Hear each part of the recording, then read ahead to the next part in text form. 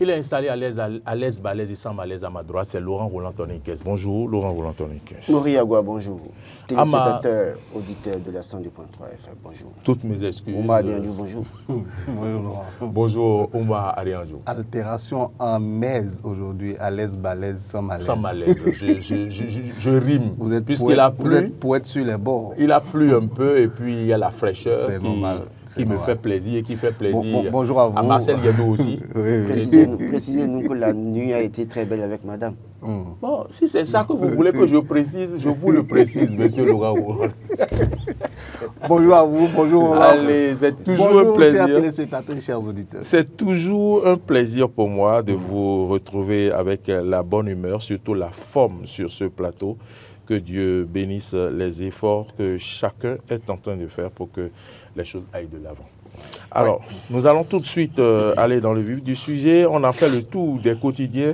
Vous voyez, après le tour des quotidiens, l'on voit des titres, on fait des choix de titres, on a envie de changer et tout. Mais bon, on va y aller, on ne peut pas tout dire sur ce plateau. À la radio, réaménagement technique du gouvernement, Véronique Toyin-Fordé cumule le poste du ministre de l'enseignement secondaire technique et de la formation professionnelle et son ancien poste. Ce qui nous intéresse, ce n'est pas le cumul des postes. Laurent Roland Toniquez, voici ma question.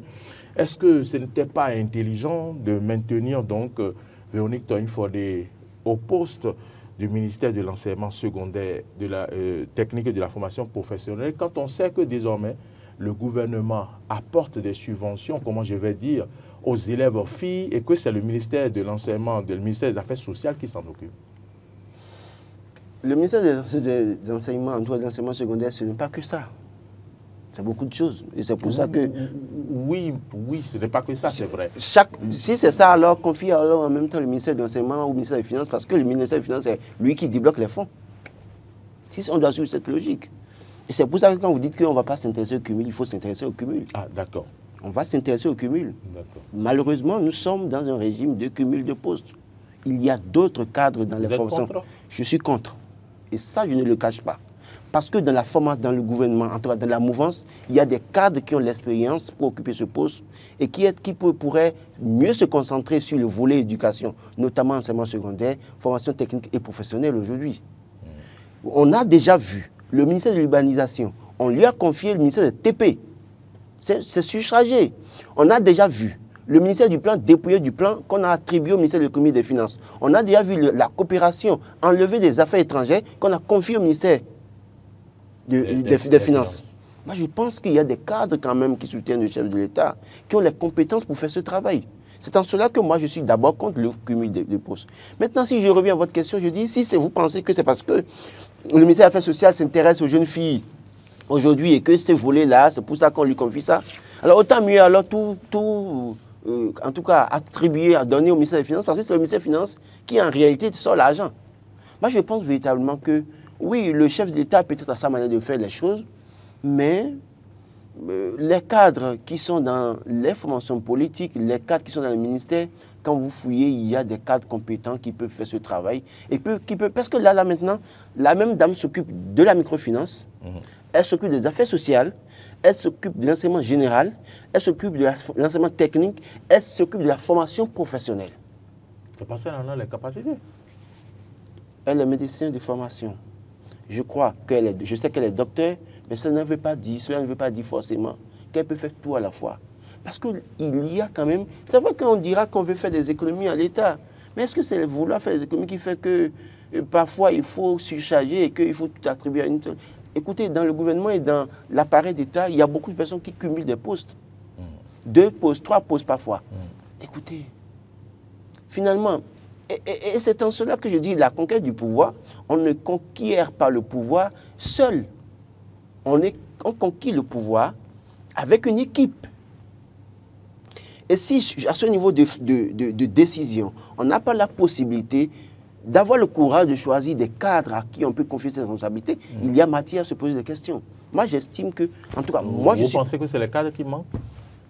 Et c'est ce que je vous dis, les cadres ne manquent pas, en tout cas à mon entendement. Donc ça veut dire que c'est un choix du président de la République. C'est un choix, c'est lui qui a été élu par les Béninois qui décide de faire ce qu'il veut.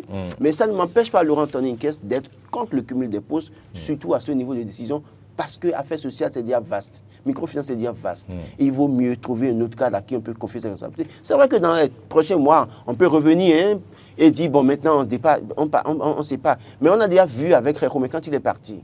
Il est parti avec son poste. On a confié tout ce qu'il faisait comme travail public là à José Tonato. On a vu, on l'a parti avec notre ministère de la Communication, qu'on a attribué à Aurélie, à Dame Souley Zoumarou. Il y a tellement d'exemples qu'on peut donner, alors que je suis convaincu, Laurent Tony Nkes, qu'il y a des cadres qui peuvent faire ce travail. Oui, Oumar Adéanjou, vous avez envie de réagir oui, mais quand on a confié beaucoup de postes à une seule personne, juste là, ça marche. Est-ce que ce n'est pas l'essentiel que veut le président de la République? Bon, je pense qu'à lui, de son point de vue, je pense que c'est tout ce que lui veut. L'essentiel est que les choses marchent pour lui. Ça reste une option pour lui. On a vu des comment on appelle, des gouvernants dans ce pays qui avaient, comment on appelle, un exécutif, on va dire, pléthorique. Et c'est nous, Béninois, nous-mêmes Béninois encore, qui avons critiqué cet aspect-là des choses. Comment, pour un petit pays comme le Bénin, bon, vous savez, on a autant de ministres. Voilà, on a autant de ministres, on crie tous les jours, c'est du gaspillage, c'est de la gabegie, c'est ci, c'est cela. On a tout dit dans le temps. Aujourd'hui, il y a un autre qui vient, lui laisser plutôt de rester plutôt fidèle à ceux qui sont très proches de lui, de ne pas élargir son cercle de, comment on appelle, de collaborateurs. C'est un choix. Roland l'a dit à la fin de son propos, c'est un choix, on a beau parler, on a beau s'exprimer, c'est sa manière à lui de voir. Dans tous les cas, c'est lui qui sera comptable devant ceux qui l'ont mandaté. Donc, à la fin de son mandat, il viendra donner son bilan. On ne lui demandera pas combien de ministres est-ce que vous avez nommé, combien de... Voilà, ce n'est pas ça le propos. On lui dira simplement... Qu'est-ce que vous avez fait? On veut savoir ce que vous avez fait. Comment est-ce que vous l'avez fait? Est-ce que vous l'avez bien fait? Le peuple tira donc ses conclusions. Maintenant, ce qu'on peut dire, c'est que c'est pas qu'il n'y a pas de cadre pour le faire. Hein. Il y a du cadre dans l'Union progressiste, dans le bloc républicain, dans Mouel Bénin, dans Renaissance nationale. Il y a des cadres partout. Il y a aussi des technocrates que le chef, parfois, décide d'aller chercher. D'aller chercher ailleurs pour envoyer à la tête. Qu'est-ce qui se passe? Oui, c'est ce que j'ai dit. Est-ce que ce n'est pas une manière de permettre déjà à la ministre Infodé d'aller voir ce qui se passe dans le ministère, d'abord, peut-être, et puis je suis en train de... Attendez, vous faites votre lecture. Je me suis dit, la façon dont le ministre est parti, il fallait quand même envoyer quelqu'un de confiance pour aller voir comment le ministère a organisé tout ça, pour maintenant nommer une personne pour lui passer la main. Parce que le ministre est parti... Non, attendez, le ministre est parti brutalement. Non, ce qu'il faut comprendre... Le ministre est parti brutalement. Donc, il faut envoyer quelqu'un pour aller checker, pour voir les choses, comment les choses sont là-bas et tout, pour pouvoir passer service. Est-ce que ce n'est pas pour ça qu'on cumule ce poste par hasard? Madame Taïfodé ne va pas là-bas pour faire l'audit. Non, je ne parle pas d'audit. Mais checker, c'est faire l'audit. Non, checker, c'est... Maurice Agua, ne vous transformez pas en stratège de gouvernance politique ce matin. Disons-nous clairement la vérité. C'est une option du chef de l'État. C'est son option à lui. Nous, on est là, en tant que peuple, on observe, on regarde, on dira ce qu'on peut dire. Il y a des cadres qui peuvent faire ce travail-là. Vous êtes d'accord avec moi? Il y a des gens qui peuvent le faire. Mais ça n'a pas été facile de dégoter le ministre qui est décédé, personne. Oui, mais il y a beaucoup de cadres qui peuvent encore faire le boulot. Mais ce que moi je veux dire, c'est quoi? C'est que les gens criaient. Je suis d'accord. Quand on l'a fait venir, tout s'est plus ou moins calmé. Je suis complètement d'accord avec vous. Ça reste des postes quand même assez stratégiques. C'est des postes assez stratégiques où il faut quand même choisir les personnes qu'il faut, non pas seulement la compétence, mais également tout ce qui va sur le plan politique et sur le plan également des relations avec comment on appelle, les acteurs sociaux, les syndicalistes et tout. Donc, il y a beaucoup d'éléments qu'il faut prendre en compte. Je suis complètement d'accord avec vous. Mais au même moment, il faut reconnaître une chose quand même. Ça reste quand même des postes de direction. C'est des postes de direction. Ça ne veut pas dire que c'est lui qui fait tout le travail. C'est des postes où on dirige, où on donne des ordres, où on s'assoit. Même si on vous réveille à 3 h du matin, qu'est-ce que vous pensez de telle chose? Non, je pense qu'il faut dire à telle personne de faire ci et de faire ça. Donc, une fois que l'administration est déjà bien en place, je pense même le chef de l'État lui-même, depuis le palais de la Marina, peut diriger n'importe quel ministère normalement. Okay, voilà. Donc, c'est son choix. Il le voit comme ça, il l'admet comme ça. Moi, je ne l'empêche pas de le faire, mais je dis et je répète, il y a des gens qui peuvent le faire. Il y a des gens qui peuvent le faire. Et il y a des gens même qui attendent ce poste-là. Ils sont pleins là tous les jours. Aussi, il y a des gens qui se gousillent tous les matins, tous les soirs, partout, et pour parler en bien, voilà, du chef de l'État, peut-être même quelquefois de manière très obséquieuse. Ils y vont vraiment très fort. C'est parce qu'ils veulent des postes. Et je pense que parmi eux, il y a certains... Il faut donner. Je pense que parmi eux, il y a certains... Non, quand il y a un qui est libre, c'est qu'on en a la capacité. On peut faire le choix. On peut faire le choix de ne pas le donner. Et ce choix-là aussi, je veux le concéder également au chef de l'État. De la même manière qu'on a le droit de dire qu'il y a des gens qui peuvent le faire, de la même manière, il faut pouvoir dire également que le chef de l'État a le droit également de faire comme bon lui semble. Parce que c'est lui qui dirige. Il a sa méthode à lui. Et sa méthode à lui, c'est d'avoir un cercle très restreint. Et ça aussi, on peut comprendre. Parce que plus le cercle est restreint, plus on arrive à contrôler tout le monde, plus on arrive à avoir l'œil sur tout ce qui se passe. Je pense que c'est un choix. C'est la finalité. Bon. Non, avoir l'œil sur tout. Oui. Et puis, il n'a jamais caché cet objectif-là. Même la communication, depuis le débat, la communication même de la présidence, dès le départ, tout est centré. Et le chef de l'État a cette politique-là, avoir vraiment le contrôle de tout, parce que c'est lui qui répond de tout. Bon. Je crois que Oumar a abordé un aspect sur lequel je reviens, pour dire qu'en termes de nombre de ministres de Patrice, personne n'a critiqué ça quand il est arrivé. Parce qu'on était pratiquement à 30 et quand il est arrivé, il est venu à 21, 22, et puis après, on a apprécié. Et quand on regarde le gouvernement, son premier gouvernement, son deuxième gouvernement, on voit un peu comment ça se passe, on sait que les gens sont beaucoup plus investis à la tâche et font un travail. Et à un moment donné, on a constaté qu'il a commencé par faire un travail de cumul. Et c'est cela que moi je dis en réalité, qu'avec les enjeux aujourd'hui, et notamment, c'est vrai qu'on dira que, puisqu'on est à la veille des candidats, des examens. Des examens, par exemple. Et donc, la même dame qui s'occupe de la microfinance, puisque vous avez décrété à Port-Nouveau le hautement social, il faut vraiment avoir du temps pour se concentrer sur le hautement social et pour vraiment s'intéresser aux problèmes des Béninois. Encore que nous sommes à la veille d'une année, en tout cas électorale, où aujourd'hui, il faut faire le maximum d'actions en termes de social pour résoudre les problèmes de certaines, en tout cas d'une partie de la population. Ça, c'est un aspect. Et quand vous avez un ministre comme ça, père son âme, Chabi Kouaro, qui est parti, il faut réfléchir dans la dynamique, qu'est-ce qu'on fait pour que nous puissions avoir un acteur qui peut aussi nous aider dans la reconquête du pouvoir. C'est parce que quand vous le faites, vous voyez, quand il est parti, vous allez voir que des noms ont circulé dans certaines régions. Les gens commencent à avancer des noms. Je ne suis pas d'accord pour ça. Mais moi, j'estime qu'aujourd'hui, le chef aujourd'hui veut contrôler, veut en tout cas avoir, comme vous l'avez dit, contrôler beaucoup plus son groupe assez restreint. Il ne veut pas que le groupe s'élargisse à un moment donné. Mais je continue de dire qu'il y a des cadres qu'on peut choisir au sein des fonctions politiques. Notamment, puisque ce matin, je viens de lire les formations politiques reconnues officiellement à la date de mars 2025. Donc, les 4 formations politiques de la mouvance, l'UP Le Renouveau, le BR et le Moël Béné et Renaissance nationale, il y a des cadres à ce niveau qui peuvent faire ce travail. Et ça peut quand même participer à donner plus de chance à la mobilisation sur le terrain et espérer gagner... J'ai nommé des ministres conseils. Non, au-delà de tout. Écoutez, dans la même région des collines, le chef de l'État a nommé ministre conseiller à l'énergie et à l'eau, quelqu'un des collines, ministre conseiller, ministre titulaire, en tout cas, de l'énergie, des mines et à l'eau, qui est aussi de la même région.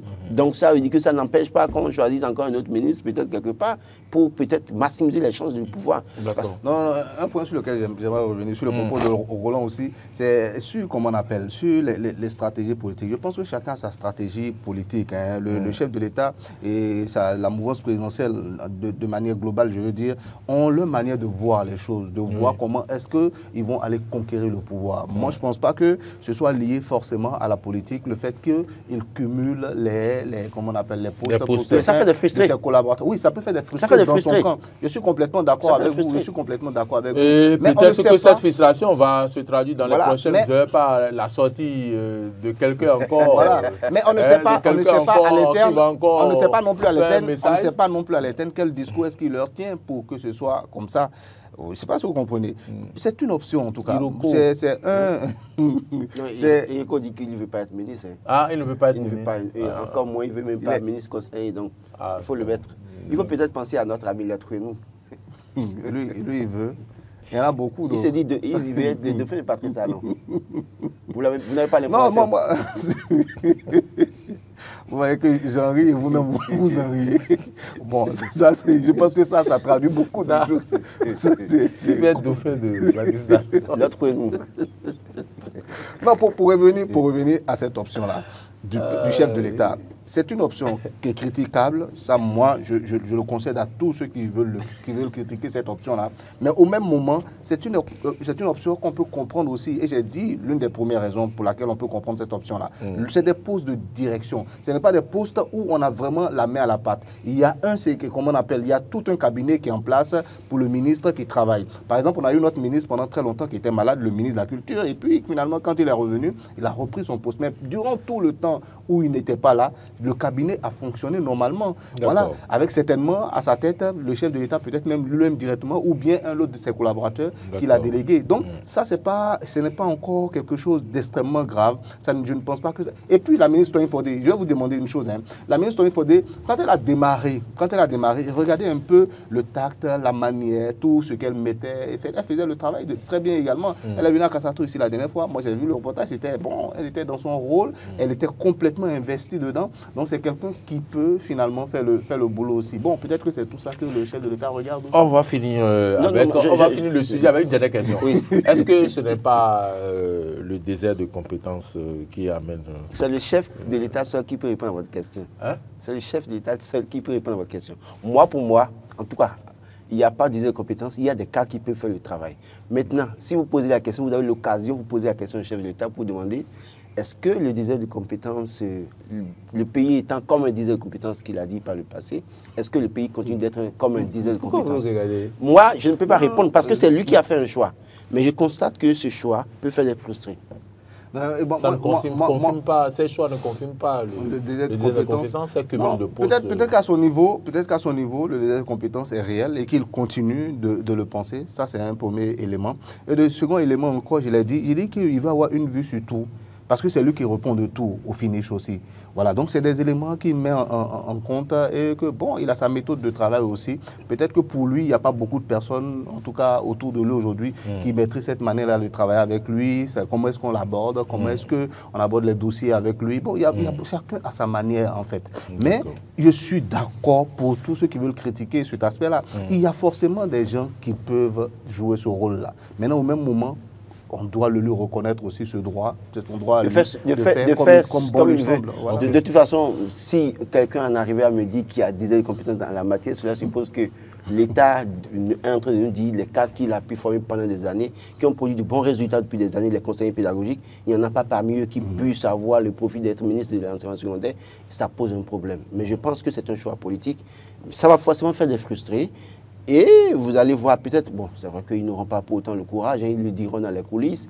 Attendons de voir ce que ça va donner. Et puis peut-être dans les prochains mois, le chef peut revenir sur sa décision. Bon, pas revenir, il peut décider de faire un remaniement maintenant et attribuer le poste à un autre cadre de formation politique. Wait and see.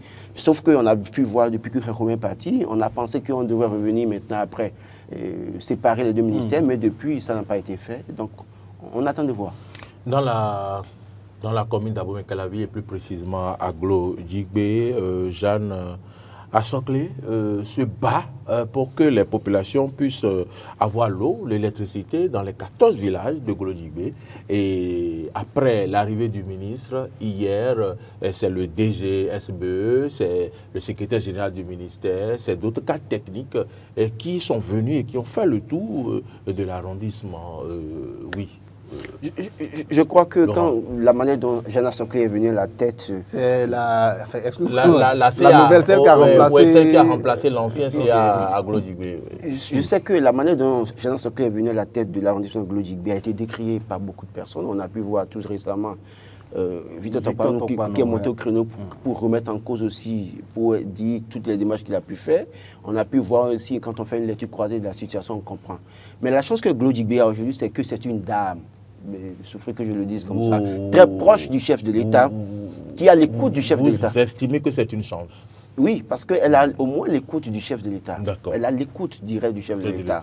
Et ce qui a fait que, vous allez voir, parce que ce n'est pas quand même fréquent de voir un ministre descendre dans un arrondissement, pour aller écouter les doléances d'un chef d'arrondissement. Ce n'est pas courant. Quelques jours après, ça suit. Quoi. Même le maire de la commune d'Amokavine, ce n'est pas évident qu'il ait aussi ce privilège aussi facilement. Parce que quand même, à Kavi, ils sont en difficulté. On a donc des difficultés dans d'autres arrondissements. Mais quand Paulin descend à Glodjigbe, comprenez ce que ça veut dire en réalité. C'est un message fort. Très bien. Et quand vous voyez ça, et puis après vous voyez le DG, puisque en réalité, je vous ai dit, c'est une dame qui a la chance d'avoir l'écoute directe du chef de l'État.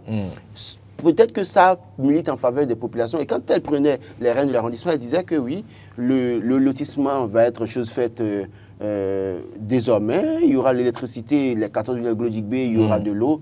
Je crois que c'est une dynamique comme ça. Et souhaitons que pour d'autres arrondissements, que le ministre des Mines, de l'Énergie et de l'Eau fasse les mêmes démarches pour que d'autres localités qui ont ces problèmes-là puissent avoir ces avantages. Mais je continue de dire, on peut décrire la manière dont elle est venue à la tête de l'arrondissement de Glodjigbe, si on doit suivre un certain nombre de choses. Mais j'estime que c'est forcément ou peut-être forcément une chance pour Glodjigbe que de la voir à la tête. Et ça va peut-être accélérer les choses. Et puis en fait, ça peut contribuer à remobiliser la troupe pour le pouvoir en place. Très bien. Que veut le peuple? Le peuple veut la paix, justement veut avoir... ça. C'est ça que le peuple veut. C'est ça que le peuple veut. Mais moi, ne la connaissant pas particulièrement, je ne sais pas ses affinités avec le chef de l'État. Je ne sais pas. C'est le grand jury qui en parle. Voilà. Maintenant, ce que moi je veux dire, c'est quoi? C'est que la mouvance, vu comment l'ancien avait été évincé, vu comment ça crée, on va dire, comment on appelle, je sais pas si on va dire méli-mélo, ou en tout cas, ça crée en tout cas des quiproquos plus ou moins au sein de la mouvance, notamment avec Victor Tokpanou qui est monté au créneau, qui a dit ce qu'il pensait, et moi j'ai très bien aimé.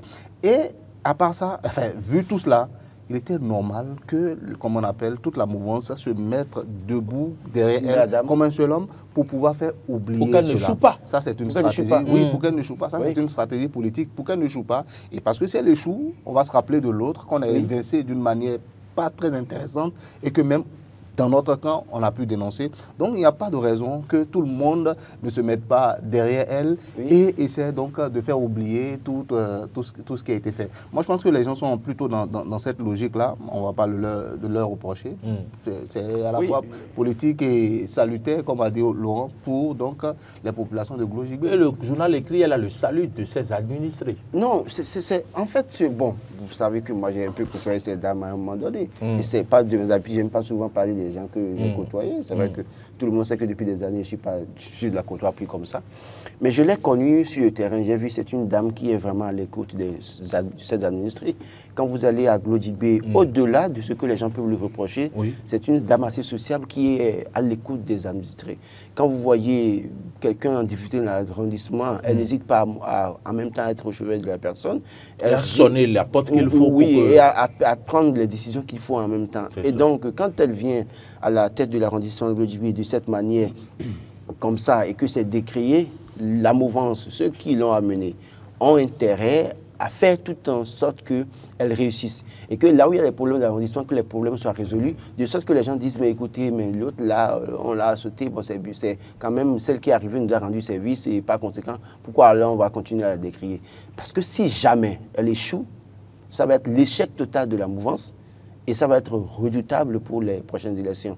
Donc, ils ont compris que là, maintenant, il faut donner de l'électricité aux gens de Glodjigbe, il faut donner de l'eau et résoudre d'autres problèmes. Elle a d'autres priorité qu'elle ne dévoile pas encore, elle veut aller pas à pas. Au lendemain de son élection, je crois que j'ai eu la chance de la voir, la seule fois d'ailleurs que je l'ai vue. On a échangé au détour de certains enjeux de l'arrondissement.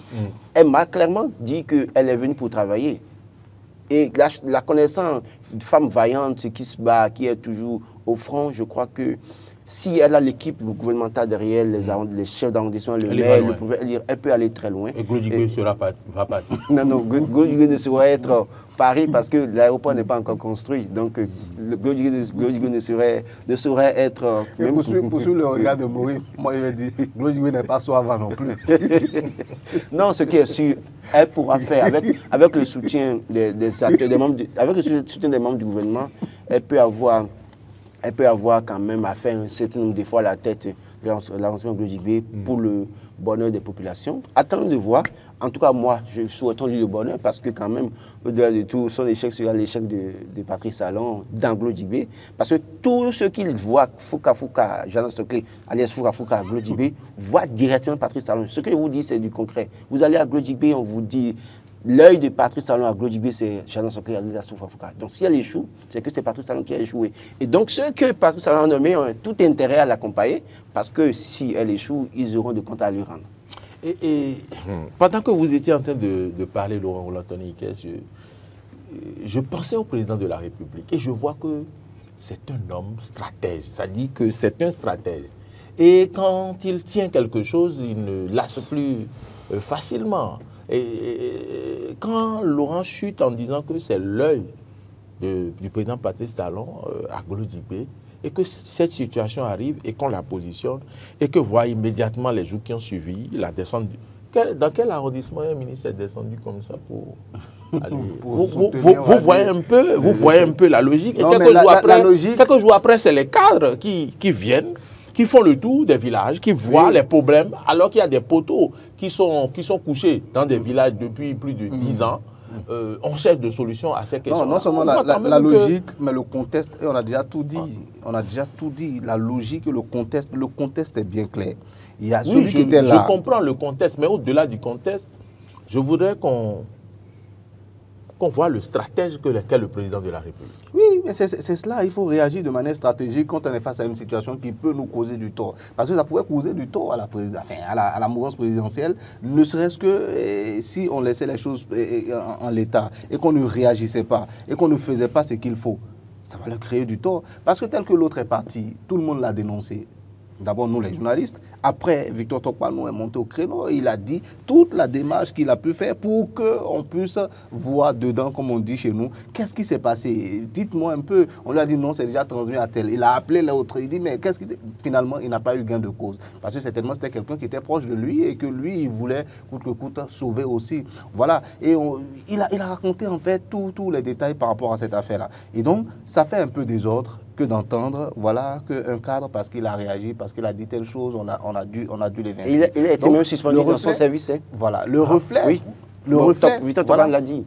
Il était en congé quand il a été, suspendu de son poste, on lui a dit de venir passer service. Il était en congé, effectivement, quand on lui dit de venir passer service. Et le monsieur est parti passer service. Donc, ouais, un peu, tout ça, ça fait plus ou moins désordre. Donc, est-ce que c'est le chef d'État qui a commandité? Est-ce que c'est comment on appelle, les ténors du parti? On ne sait pas. Mais une chose est sûre, c'est qu'il faut régler ce problème-là. Et dès l'instant où il faut régler ce problème-là, il faut la régler de la bonne manière. Donc on reste rigoureux, on observe bien le contexte, on met les choses qu'il faut pour que les populations de Glodjigbe oublient complètement ça. Il faut leur faire vraiment ce lavage-là, comme on dit, afin qu'ils oublient mais complètement cette situation et qu'on se concentre désormais sur le développement de Glodjigbe, sur donc les problèmes à régler dans l'arrondissement de Glodjigbe. Moi, je pense que c'est dans ça, c'est surtout ça la logique aujourd'hui. Il ne faut pas laisser ce problème-là, et on va dire, envenimer, je vais dire peut-être la situation, ou bien gangréner, si vous voulez, la mouvance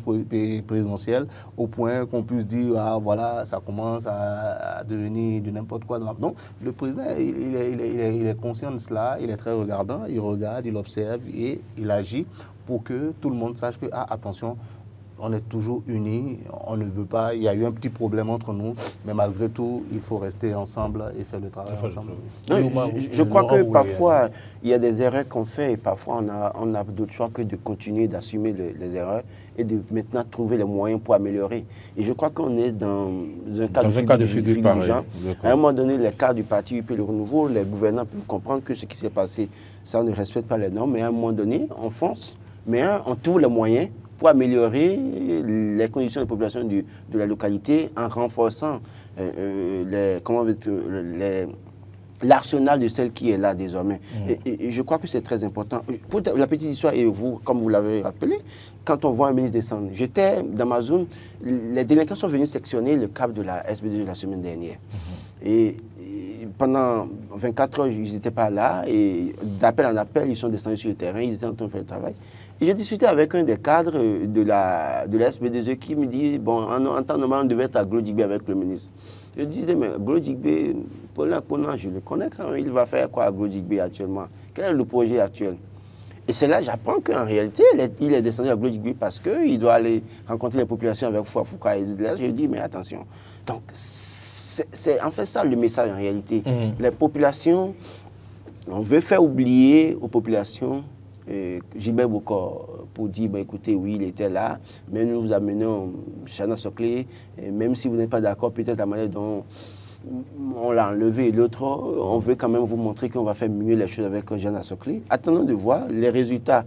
C'est ça qui va nous convaincre dans les prochains mois pour voir si véritablement, puisqu'il y a des poteaux quand même sans fil depuis des années dans cette localité de Glodjigbe et bien dans d'autres arrondissements de Calavi, des poteaux debout depuis des années, depuis des mois, sans fil électrique, des maisons qui sont dans la localité mais qui n'ont pas de l'eau potable. Wait and see. Très bien.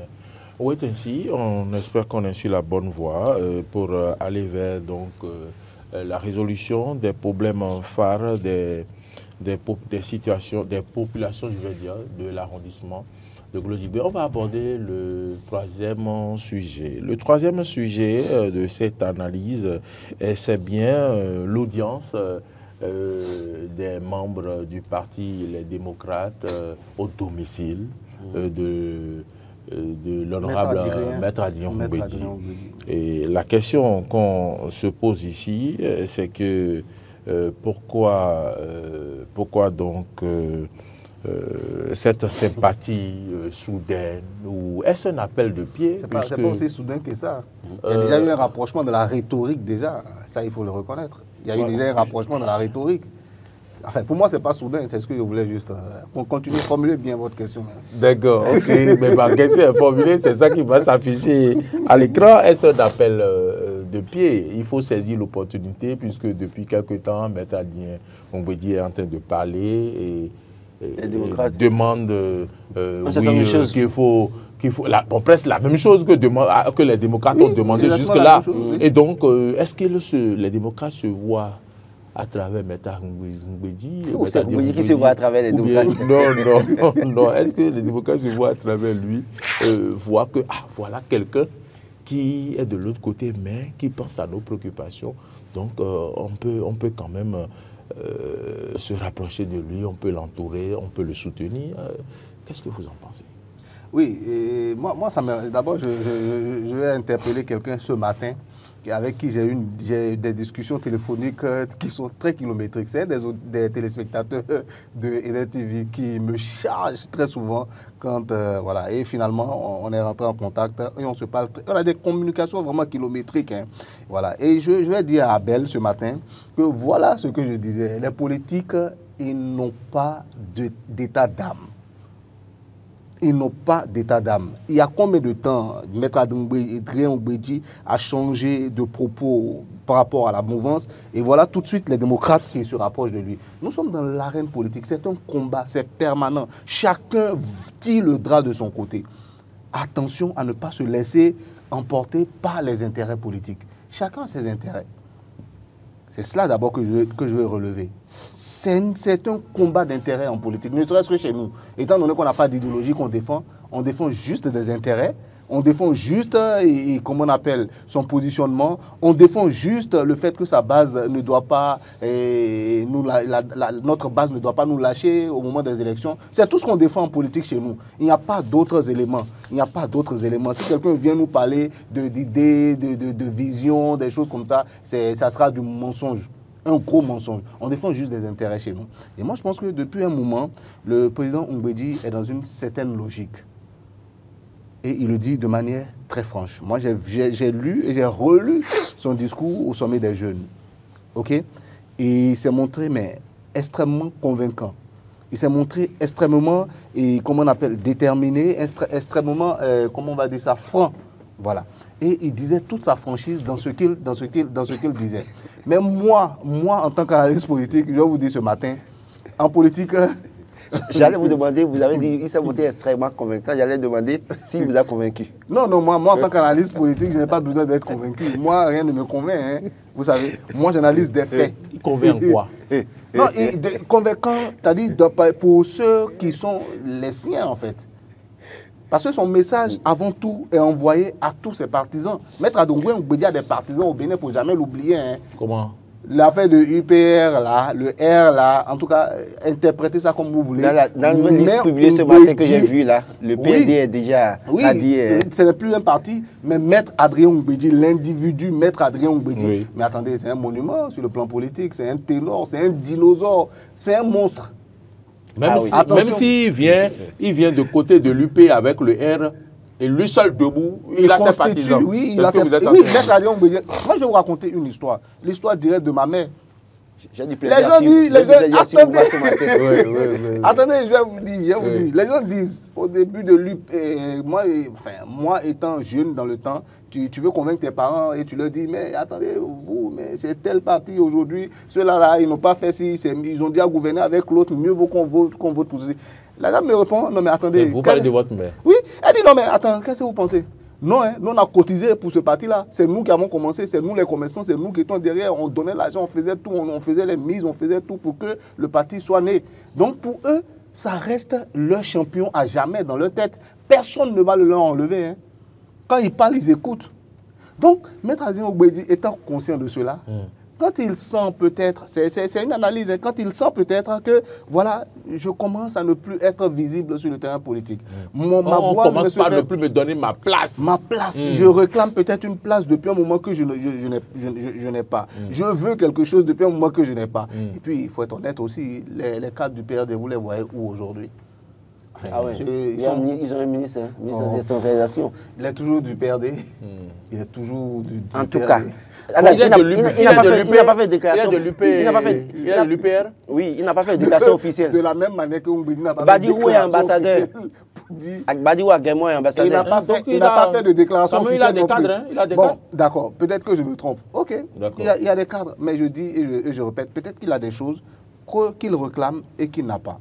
Peut-être qu'il y a des accords politiques qui ont été peut-être signés et qu'à la fin, il n'a pas. C'est tout à fait normal qu'à un moment, un homme politique, quand on arrive à un moment aussi crucial dans l'histoire d'un pays, parce que chez nous, il y a les élections générales qui pointent. Il est tout à fait normal qu'on se repositionne. Est-ce que c'est bon de faire moi, comme ça? Je pense, est-ce que c'est bon de mettre le pied à l'étrier comme ça? Est-ce que c'est bon? C'est sa manière. C'est bon. Dites-nous, qu'est-ce que les enfants vont tirer comme exemple de ça? Voilà, je vais vous apprendre quelque chose en politique aujourd'hui, mon cher Maury. En politique, l'essentiel n'est pas de dire la vérité, l'essentiel n'est pas de dire ce qui est bon. Moi, je vous le dis franchement, moi je suis journaliste, les points politiques, l'essentiel est de convaincre, point final. S'il a convaincu, il aura la masse électorale avec lui. C'est ça la politique. D'accord. L'éthique est très peu là-bas en politique. Il y a très peu d'éthique en politique. Malheureusement, nous, on va toujours crier pour qu'on ramène un peu plus d'éthique dans la politique, parce qu'on en a besoin également pour faire les choses très bien dans nos États. Ça rime bien. Maintenant, éthique, politique. Éthique et politique, ça devrait rimer normalement. Oui. Mais je vous assure, ça ne rime pas très fort en réalité. Donc il n'y a pas d'éthique en politique. Ça rime au son. Voilà. Ça ne rime pas en action. Pas en action. Et les politiques, je vous dis et je vous répète, c'est un combat permanent. Dès qu'il a changé de rhétorique, qu'est-ce que vous observez?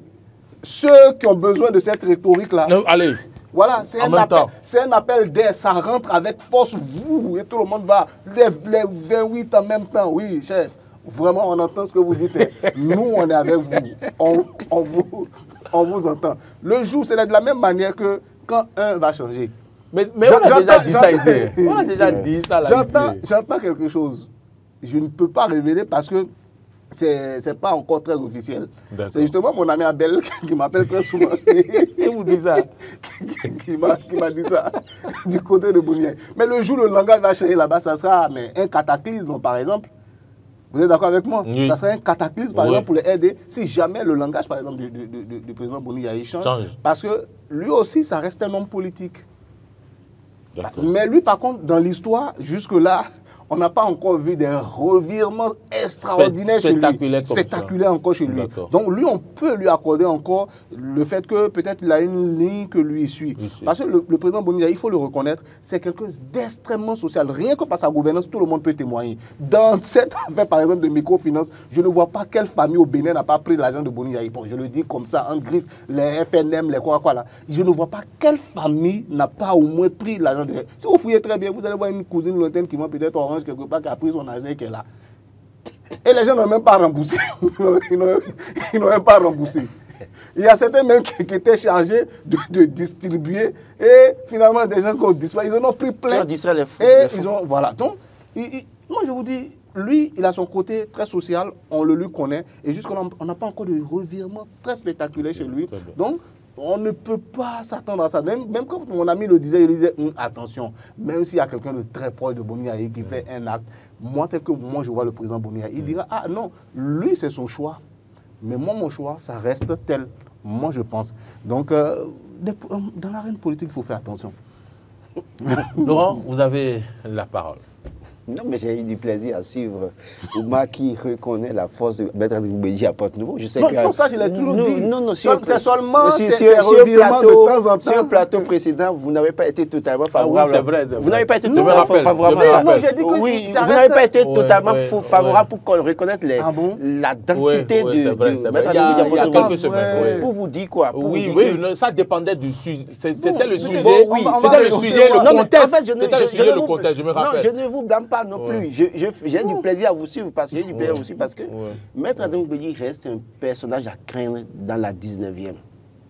Et ceux qui s'amusent... Comment c'est lui à non, lui c'est à... Je ne vais pas parler de ça. C'est à Massé? C'est vous qui voulez... Non, ils ont des surnoms. Chacun a ses surnoms. D'accord. Moi, ça ne m'intéresse pas son surnom. Est-ce qu'à Massé, c'est arc-en-ciel? Non. À Massé, c'est un serpent à deux têtes qui est versatile. Ah, d'accord. Ok. D'accord. Non, Laurent ne veut pas porter le chapeau de secours. Non, moi je voulais comprendre ce que c'est qu'un Massé, c'est tout. Il m'a déjà expliqué, c'est bon. Donc, pour dire que... Laurent est prudent. Ça rime aussi, Laurent est prudent. D'accord. Non, mais à Massé, c'est Adrien Béji. Je n'aurais pas peur de dire ça quand même. C'est ce que les gens ont l'habitude de dire. Les gens ont tout le temps appelé l'autre Renard de Djegbé, Renard de Jacotemé et Adrien Béji à Massé. Ah, c'est dans ce contexte-là. C'est sur la radio. Oui, c'est... avec Radio Planète, Bébête Info. Illusion. Ah, d'accord. Alors, écoutez, je crois véritablement que Maître Adrien Béji est un personnage à craindre dans la 19e aujourd'hui. J'avais rappelé les élections de 2023 où c'est des proches à lui qui ont été députés. Et aujourd'hui, en fait, ce qu'on voit avec les démocrates aujourd'hui, ce n'est pas les démocrates qui ont annoncé les couleurs, c'est Maître Adrien Béji qui a annoncé les couleurs. Et on dit que dès lors que le mur ne se fissure pas, le lisard ne rentre pas dedans. Oui, c'est vrai. Dès lors qu'il a annoncé les couleurs en prenant faire cause pour les exilés politiques ou détenus politiques, les autres se sont retrouvés dans sa dynamique, l'ont retrouvé dans leur dynamique et on dit bon voilà une personne avec qui on peut travailler. Et n'oubliez pas que depuis 90, ces revirements, on a toujours observé ça. Dès lors qu'il y a un président finit son mandat, les acteurs politiques se remobilisent pour reconquérir le pouvoir ensemble.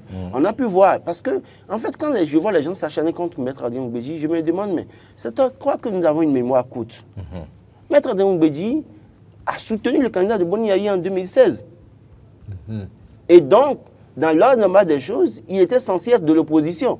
D'accord. Mais on a vu que le monsieur, une fois parti avant lui, est devenu de la mouvance. Pourquoi en son temps, ça ne les a pas dérangés? Parce que ce qu'il avait fait, c'est quand même contre nature aussi. Pourquoi on ne l'avait pas condamné à l'époque? Et c'est maintenant que, comme ce qu'il a l'habitude de faire, il est doué en la matière à faire, il fait encore et vous voulez vous en prendre à lui. Je pense que véritablement, les acteurs doivent pouvoir commencer, en tout cas, ils doivent commencer par se connaître, apprendre à se connaître entre eux et se dire, oui, tel personnage, en réalité, à un moment donné, peut se prendre à tout moment. Et c'est ça le véritable problème. Et j'estime, et c'est pour ça que moi, je dis toujours au chef de l'État, en fait, il voit ces acteurs qui le soutiennent aujourd'hui. Il y a beaucoup qui continuent les matins de l'appeler peut-être « oui, monsieur le président », mais qui au fond ne sont pas avec lui, ne sont plus avec lui à 80%. On doit pouvoir se réjouir de ce que des gens comme Adrien Ngouédi se lèvent très tôt pour se démarquer comme ça. Ça permet à la mouvance de se préparer. Et ça permet aux autres qui ne veulent pas se démarquer de se démarquer aussi. Oui, non seulement ça, c'est-à-dire que quand Adrien Ngouédi se démarque dès les premières heures maintenant de 2025 et qu'on ne se pas se montrer comme ça, on connaît déjà ce qu'il veut faire. Ça permet à la mouvance de se remobiliser, travailler, à aller peut-être aux élections sans lui et se dire, écoutez, s'il revenait, tant mieux, s'il ne revenait pas. C'est mieux qu'il faut attendre peut-être janvier, décembre 2025, en plein processus électoral, le monsieur vous lâche. Vous imaginez ce que ça veut dire? Donc, je crois qu'aujourd'hui, les gens doivent déjà se réjouir de ce que ceux qui ne commencent pas à lever le ton pour dire non, on n'est pas d'accord, ça leur permet de savoir que, attention, si celui-là n'est plus avec nous, qu'est-ce qu'on fait pour contourner? Quel est le plan B? Qu'est-ce que nous faisons? C'est vrai que quand il a commencé à annoncer les couleurs, on a pu voir que Badiwa Guémon est nommé ambassadeur, il est parti. Et Parfait Aoyo, qui est un des fidèles de Adrien Ngouédi, porte-parole de l'IP Le Renouveau, même si sa nomination, quand on a vu la note, est antérieure à la sortie de Maître Adrien Ngouédi, on voit qu'il parcourt plateau de télévision, chaîne de stations de radio aujourd'hui, pour donner de la valeur à l'UP et en faisant l'effort de ne plus parler de la valeur à qui? Répétez. De la valeur à qui? De valeur à l'UP. UP, c'est Maître Adrien Ngouédi. Non. Bon, on ne sait plus aujourd'hui. C'est ce que je dis. En fait, il est maintenant porte-parole du parti. Voilà, mais en réalité, j'ai rappelé sur le plateau que, en fait, Badiwa Guémon, Raphaël Akoteyon, Parfait Aoyo, toute la clique là, est-ce que c'est eux qui ont fait Ngouédi ou bien c'est Ngouédi qui les a fait? Non, ça, il n'y a pas de question à ce niveau. Donc, on sait qui a fait qui. C'est en cela que le pouvoir en place doit faire attention, parce que en voulant casser la dynamique PRD, c'est pas évident. On a vu Moukaram Badarou à Porte-Nouveau. Oui, on a vu Ouseni Moukaram également. Ces cadres du parti qui, à un moment donné, Ouseni Moukaram, je crois, il n'est plus en vie. Père son âme, je crois. L'ancien maire. Oui. Je crois que, si je pose la question à Moukaram, qui a été même préfet, je crois, sous Bouniaï de l'ONU, il vous dira que Adrien Ngouédi n'est pas quelqu'un à affronter dans la 19e, notamment à Porte-Nouveau. Donc, et il faut rappeler... Moi, je ne sais pas, ça reste des hommes politiques. Hein. Non, attention. Écoutez, il y a des partis qui, dans le temps, ont montré tout le temps qu'on ne les affronte pas. Oui. Je prends l'exemple du PRD. Azanaï a tout fait. Et comment on appelle, Khouedissi et je ne sais quoi. Tous ceux-là ont tenté, ont quitté la EB à un moment donné. Ils n'ont pas réussi à se faire. Juste ça, c'est qu'ils rentrent dans votre affaire d'atteinte citoyenne, UN ou autre, avant de pouvoir se faire élire. Et à Porte-Nouveau également, tous ceux qui... Kabaou Fatassi a quitté le PRD, allait créer le PRD des nouvelles générations. Ça lui a apporté quoi? Donc, il reste un personnage mythique dans la 19e notamment. Il faut faire attention. Et ça se prolonge jusqu'à Cotonou dans la 15e. Laurent, il y a une précision que je veux faire par rapport aux propos liminaires que vous avez eu avant le truc. Vous avez dit que j'ai changé. Non, moi, mon propos ne change jamais. Non, ce que je dis, il a eu du plaisir à vous écouter. Oui, c'est juste que j'ai bien envie de le rappeler aussi. Et que vous reconnaissez que c'est un personnage redoutable. Non, je l'ai reconnu. Dès le départ, je l'ai toujours reconnu. Et ce que je dis, non, je ne dis pas ça. Mais ce que je dis, c'est quoi? C'est que quand on est dans une formation politique, quand on est dans un mouvement politique, il est tout à fait normal que ce soit au sein d'abord du mouvement qu'on puisse faire entendre ces mécontentements et tout ça. Et quand on n'a pas réussi à se faire entendre, là on peut monter sur la place publique et comme Tokpanou, par exemple, dit « Ah, j'ai essayé ici, j'ai fait ça, mais ils ne m'ont pas écouté. » Mais dans le cas de Maître Adrien, non, on n'en sait rien. On voit qu'il a changé brutalement. Et ça, c'est ce que je disais. Il dit non, quand on a l'oreille, normalement, du chef de l'État, comme Maître Adrien Ngouédi, qui est très proche, qui est désormais donc un membre d'une grande formation politique du parti, et pas n'importe quel membre, le membre qui a permis d'ajouter un R à la fin même du nom du parti. Non, mais quand même, il faut aller vers le chef, parler avec le chef, discuter avec lui, lui donner son, comment on appelle, lui dire ses déshydratats et lui dire aussi les conseils qu'on peut lui prodiguer parce que Maître Adrien Ugonyi en posture aujourd'hui de pouvoir donner des conseils également. Il a ce âge-là, non seulement ce âge-là, mais il a le parcours aussi pour pouvoir le faire. Donc c'est ce que moi je disais, les gens ne peuvent pas tout le temps être des politiques qui vont à gauche, qui vont à droite. C'est ce que moi je reproche et je continue de reprocher. Mais aujourd'hui, ce matin, mon propos est bien clair. J'ai dit, on est dans l'arène politique. On a compris. Dès qu'il y a un appel d'air pour un des partis, on s'engouffre et on y va. Voilà, c'est comme ça la politique. Merci à vous. Ce qui est intéressant, c'est que tous ceux dont nous parlons participent à l'animation de la vie politique. Oui. Et c'est ce que nous souhaitons. Et ça vous donne de grain à moudre. Ça vous donne du grain à moudre. Et donc, voilà, on va souhaiter que... Mais on n'a pas de mule. Bon, en tout cas, vos bouches sont là. Hein? Et papa parle. Donc, papa parle à la télé, donc papa voilà.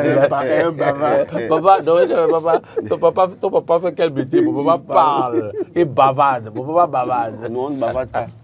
On réfléchit. Quand on bavarde, on dirait de bon. D'accord, très bien. Bon, tu sais, c'est un enfant qui parle quand même. Donc, voilà. Et il faut le rectifier. Non, pas besoin. Il ne peut pas dire à papa que papa bavarde.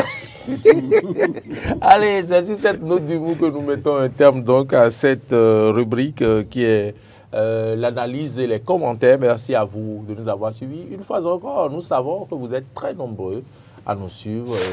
Merci pour votre fidélité. Et on va continuer chaque jour de faire un peu plus, un peu mieux. Merci à notre tonton Jonathan, qui a fêté son anniversaire. Ah bon? Oui, le lundi dernier. C'est pas vrai. Mais j'ai vu le message passer sur Facebook. Et j'ai pensé l'appeler, fort malheureusement, je ne l'ai pas fait. Il a fêté son anniversaire le lundi dernier. Bon, il a eu un an de plus. Et ce matin, il me disait que l'harmonie, elle est parfaite avec la cravate et mon costume. Et j'ai dit oui, que c'est pour célébrer son anniversaire. Ouais, de toute façon, si vous permettez, on lui souhaite joyeux anniversaire quand même. Il nous suit. La pleine santé, parce que je sais qu'il a été un peu éprouvé ces derniers jours. La pleine santé pour vous. Que Dieu continue de veiller sur vous. Merci pour tout ce que vous êtes, l'homme généreux que vous êtes. Que Dieu vous ouvre les grandes portes également. Ça, c'est la prière. C'est la prière. Je n'ai pas complété au nom de Jésus. Au nom de Amen. Jésus. Amen. Amen. Oui, vous. Bon, moi, j'ai dit au nom d'Allah. Il faut lire une sourate. Non, une sourate, je vais lire ça tranquillement après dans le cadre. Parce que vous savez, la religion, ça doit rester dans le cadre privé. Voilà, donc je dis à monsieur. Le Bénin est un pays laïque. Oui, je suis complètement d'accord. C'est une manière juste de parler. Mais je voudrais dire à monsieur Désiré, j'entends un très joyeux anniversaire et que Dieu lui donne la possibilité de souffler des bougies, des centaines, pourquoi pas même de bougies encore. Vraiment que ce nouveau cycle qu'il entame là soit pour lui un nouveau départ, de bonheur, de succès et de beaucoup de réussite. Et qui ne perd jamais son sourire. Quand vous le voyez, il est toujours souriant.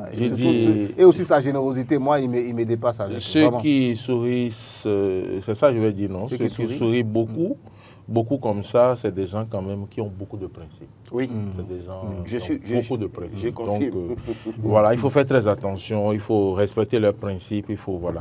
Merci à vous pour ce que vous êtes. Joyeux anniversaire, voilà, l'équipe de Matin d'Éden vous souhaite joyeux anniversaire et longue vie.